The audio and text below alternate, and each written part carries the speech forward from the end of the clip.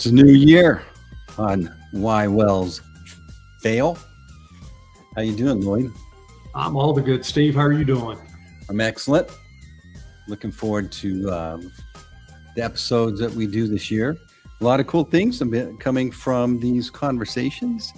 And I think it's important conversations that the industry needs to know and think about. And realize that they have a lot more control than they may have not realized. So today's topic is predictability as the new differentiator.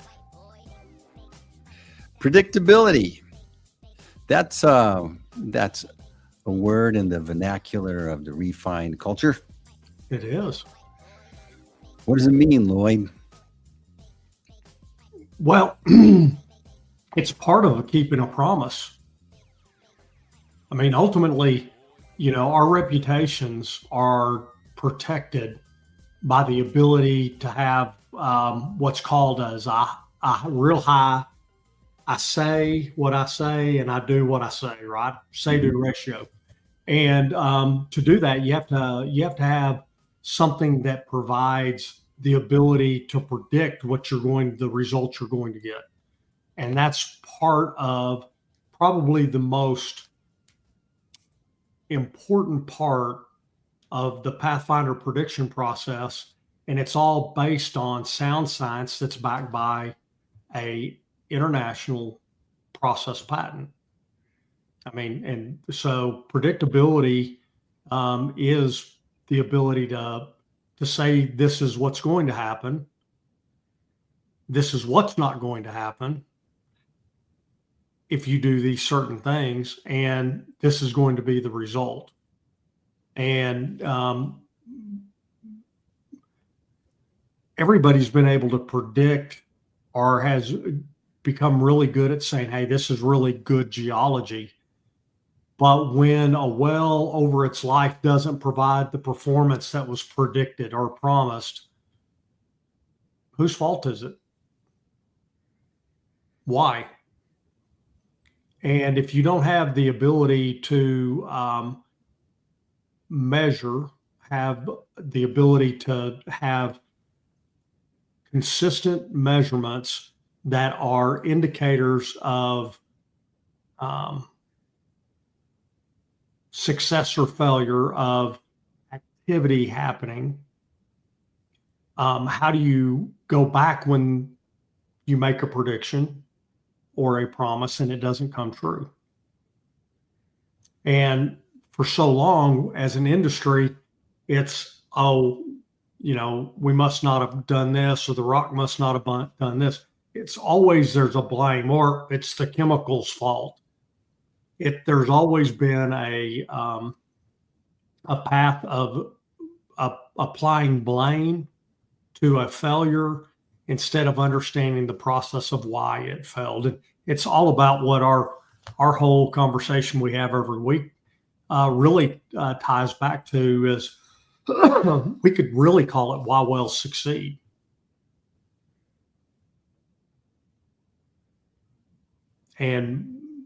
But understanding what has not worked in the past is as important as why they succeed today. And that's the part about becoming predictable. And that's having a real scientific method and base in how you do everything and not relying on one test or one series of tests to bring about a prediction. I was listening to somebody talk about the secret of being successful personally, and they talked about a lot of people set these goals and they work toward those goals.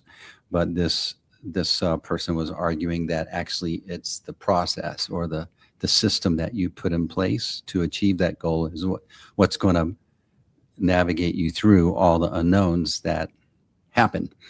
And that's what the refined, predictable the Pathfinder process is.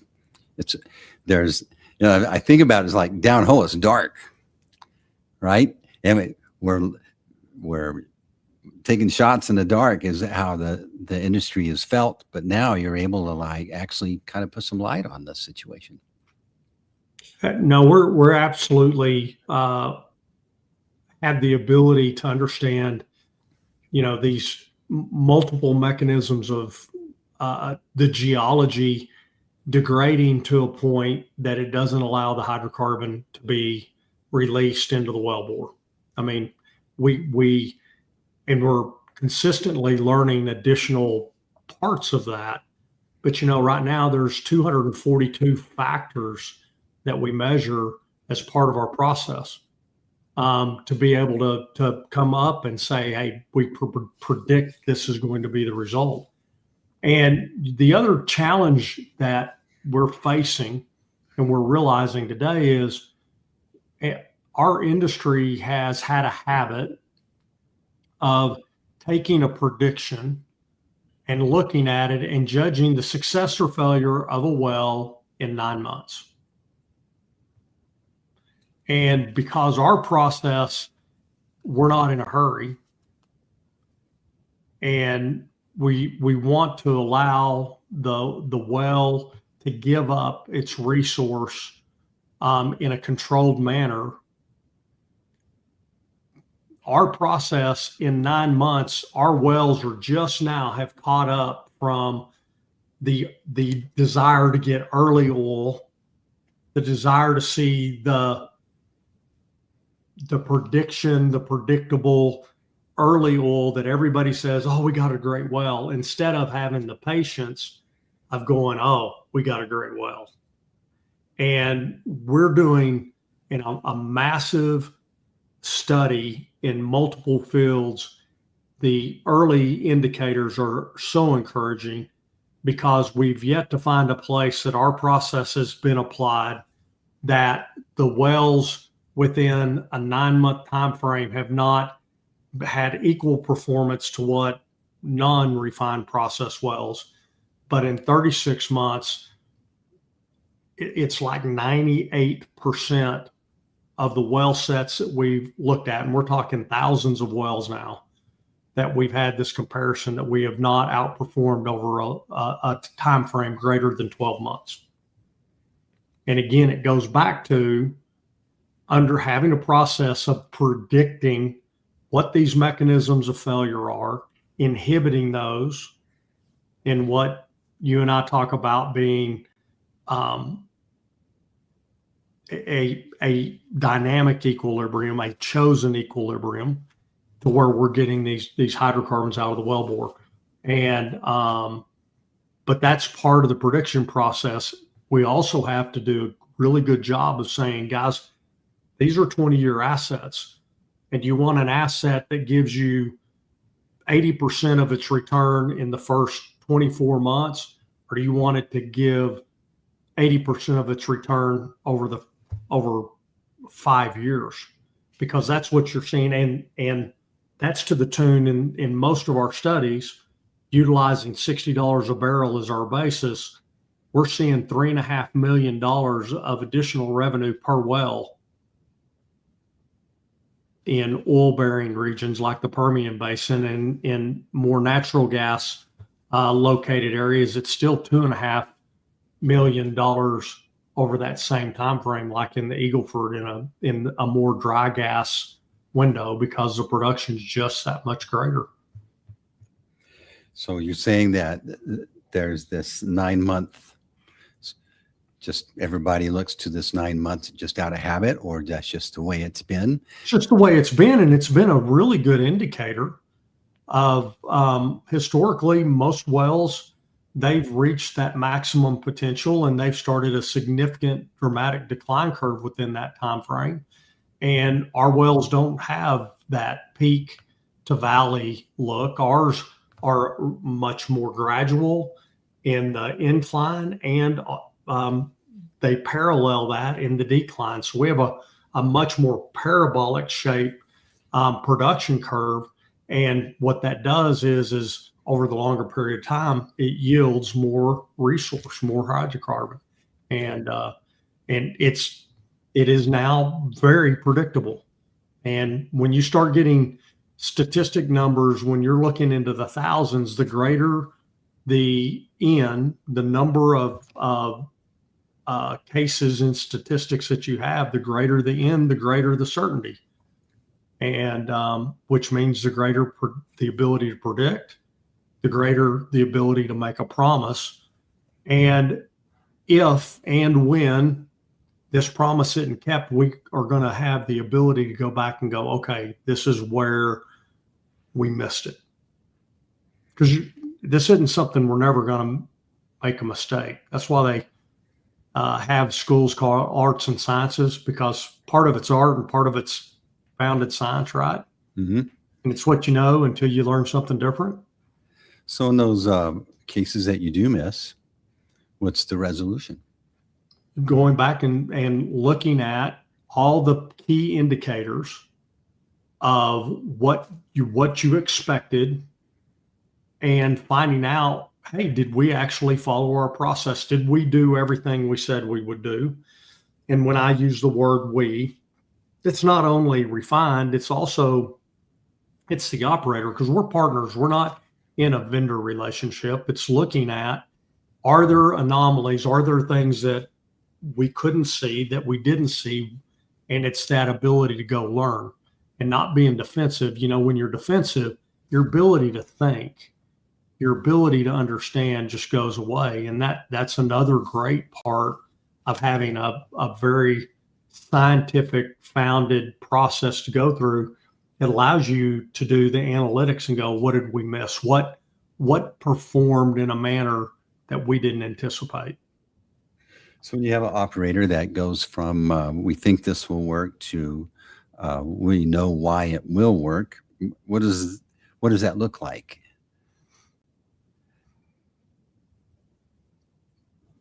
I know what it's hard to describe what it looks like, but what it feels like, and what happens is confidence. The word try is a word that I've not liked for a long time. And try is utilized in our industry a lot because of the uncertainty of being able to keep your promise. Try is a way to, hey, we're trying to do this. Versus, no, this is what we do. This is our process. It's set and we run it, and we're not trying, we're doing. And we're people of keeping promise keepers. And, a lot of folks talk about having integrity, and it's something that, as somebody helps us develop our website, right? That's part of your company's role. There's nowhere on there that we talk about having integrity. That's something that is a reputation that you build and you gain over time. You can talk about it, but if you don't have ways to keep your promise to be predictable, how do you have integrity? So these operators that adopt this process, they made a promise to their company. They're going to do their best, help the company win. And so you're helping them keep their promise to their family, to their. No, absolutely. And it secures people's jobs. It secures their careers. It gives them the ability, it's just high trust. Stephen M. R. Covey, in his book, The Speed of Trust, he talks about that. And that's what the relationship looks like. It's much more collaborative. Rule number 5, we changed it from, from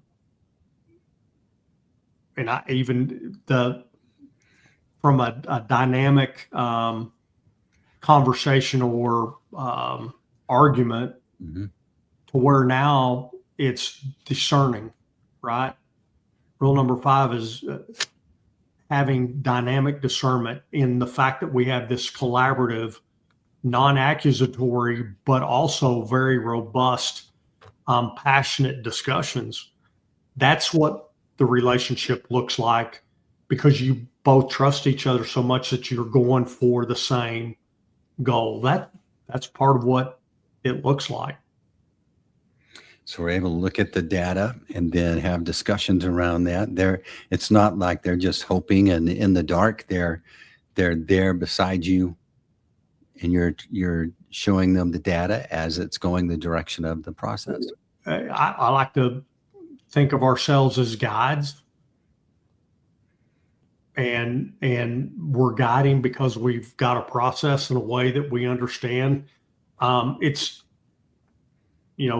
I'm not a rock climber because I'm not that physically gifted and strong to do that. A rock climbing, but when you see, I have gone rock climbing, I have rappelled, and you have a guide there, and they teach you and they show you, hey, this is how we're making you safe. Well, that's what our process is. We're making sure that it's safe, and if there is a failure, we have the ability to catch ourselves and then understand why, we're hanging off the rope instead of scaling the mountain. Mm-hmm. This process has been a lifelong, I guess, journey or a creation for you guys. And to have a patent like this is a big deal. It's not just, hey, we got this great idea, but it's like this is built on a lot of backstory. Absolutely. It's based on making a lot of mistakes. But one of the cool things is, in all this data, all this research that we're doing, we've hired an independent third party to go validate what we've seen ourselves. We've had about 80% of the equation figured out for a long time. And that's pretty reassuring, but it's real, in the scientific method and process, there's early easy gains, right? But to get from a place of good to excellent, that's where it's really, really tough. And that's the journey that we're on. The world at the moment in the oil and gas industry, there's a lot of conversation around what's happening. You've got Venezuela now a part of the conversation around this. And if I'm an operator, I guess maybe they know more than I do, but I'm thinking there's a lot of unknowns that are maybe being injected into the equation. What's your viewpoint on that?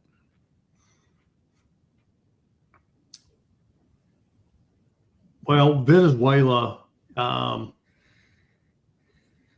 has a very difficult crude source. It's a heavy crude, and it's not the easiest to produce. Now, it's enormous volumes. That country, because of the socialistic way that they've done things, their infrastructure is just absolutely destroyed. Now, Chevron's been in there, and they've got some processes that are good, but the industry has to be completely rebuilt. And there's a lot of lessons that'll have to be relearned to bring that resource back. And then that heavy crude is a dirty crude. It's there's a lot of work into it to create it into a consumable resource, into gasoline, into diesel. And so refineries have to have what's called catalytic cracking. This comes back from my old background when I worked in refineries. And, there's a lot of value there, but there's also a lot of work that's got to go into it. So there's work on producing it, and then there's a lot of work that'll have to come about to refine it. And our world has, because of the shale revolution of fracking, we've learned how to produce a lot more hydrocarbon that's light, that's easily transitioned into products and materials. And so and one of the largest refineries that was built in the world down in the Houston area, it doesn't even exist anymore. That refinery's been shuttered. So the refining capacity for this heavy crude is not as robust as what it was, say, 20 years ago. So there's a lot of dynamic differences. Is it a great resource? Yes. Will it have to be grown into over time? Yes. So the refined process, what I'm wondering, is what do the operators think at the moment? They're like, they're on the ball and they're predicting the future. They're like, right now it's too new. It's too new, right? It's 3 days old. So, but what we are seeing is a very suppressed market. We need to make sure that the wells that we complete today have the lowest long-term operating costs possible, and that's another benefit of our process. The elimination and or dramatic reduction of the production of CO2 and H2S is critical, and that's what our process does. And creating secondary revenue streams through carbon credits and low carbon producer designation for these wells give additional opportunities to have income from following our process versus the old standard traditional way that doesn't have any of those abilities. And we will have our first commercial actions within the carbon credits within the next 90 days. Wow. So what I'm hearing you say is the process will always be applicable and beneficial no matter what the situation is going on in the world. Absolutely. Well, when I entered the industry, Steve, oil was trading for, call it $7 to $8 a barrel, and natural gas was 60 cents. And we had to squeeze every penny out of every well that we could in the late 80s and most of the 90s. And you did that by making sure that every well you had was the most high performing economical well that you could have. Well, we're in today's environment, companies need to have that mindset again. This is how they're going to win over the long term. And that's part of our promise, part of our prediction is to be able to deliver wells that do that. Awesome. All right, Lloyd, is there anything else you want to chat about? I think just ultimately, you're going, what are the consequences of Venezuela? There's things that we're not in control of. And the refined process is helping provide control of the things you can. Boom. There's so many things outside, but yeah, boom. Let's do the right thing every time, and you'll control what you can control, and that's our job. That's what we see, what we're bringing to the industry that nobody else can. Man, that was good. So if somebody's been listening, they want to talk to you, Lloyd, what's the best way to connect? Lloyd.brown@refinedcompletions.com, or we got @refinedcLloydB. I'm glad it keeps popping up on the screen. I'm sitting there waiting, anticipating. But those are the best ways. Reach out to us, come to our website, click on contact, and we will get with you guys. And we're just grateful. Want to wish everybody a happy new year. Pretty phenomenal new year. Even though my Red Raiders, I was in Miami and suffered through the absolute defensive gym that Oregon put on, and super proud of what Tech accomplished this year. But we're excited about what 2026 brings. All right. As always, Lloyd, great job. We'll see you guys next week at the same time. And that's a wrap.